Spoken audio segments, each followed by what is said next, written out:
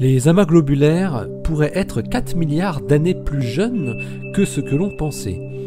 9 milliards d'années au lieu de 13 milliards. C'est la conclusion d'une étude menée sur l'âge de systèmes d'étoiles binaires situés dans des amas globulaires. Ça se passe là-haut, par Eric Simon. Elizabeth Stanway de l'University of Warwick et son collaborateur néo-zélandais Gigi Eldridge ont réévalué l'âge des amas globulaires en évaluant l'âge d'étoiles binaires qui se seraient formées en même temps que les amas globulaires. Les amas globulaires sont des concentrations sphériques de dizaines voire centaines de milliers d'étoiles qui se trouvent distribuées un peu partout autour des galaxies. Dans notre galaxie, nous en connaissons aujourd'hui environ 160. Le modèle qu'ont développé Elizabeth Stanway et son collègue néo-zélandais donc permet de recalculer l'évolution des étoiles en prenant en considération les détails de l'évolution des étoiles binaires à l'intérieur des amas globulaires, sous l'angle de leur indice spectral, leur couleur, et aussi de leur composition. Ils ont appelé leur modèle BPAS, Binary Population and Spectral Synthesis.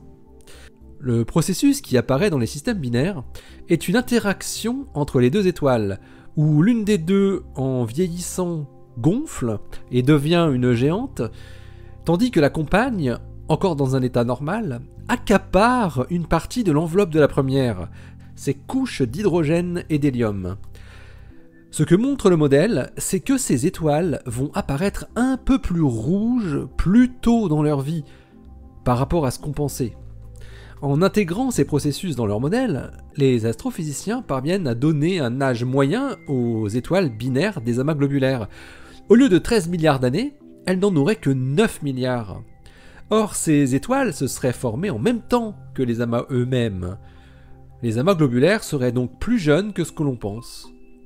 Cette évaluation de l'âge des étoiles dans les amas globulaires a toujours dépendu de la comparaison entre les observations, l'indice spectral des étoiles, ou leur couleur, avec des modèles d'évolution stellaire, qui ne font qu'appliquer ce que nous comprenons de la formation et de l'évolution des étoiles dans le temps.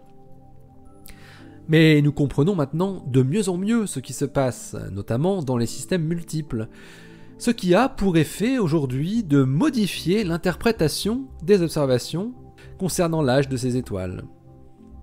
Ce résultat, s'il se confirme, peut changer pas mal de choses dans notre vision des premiers temps des galaxies massives, comme la Voie lactée. Allez, d'ici la prochaine, portez-vous bien, restez bien les yeux vers le ciel et les pieds sur terre. Allez, salut!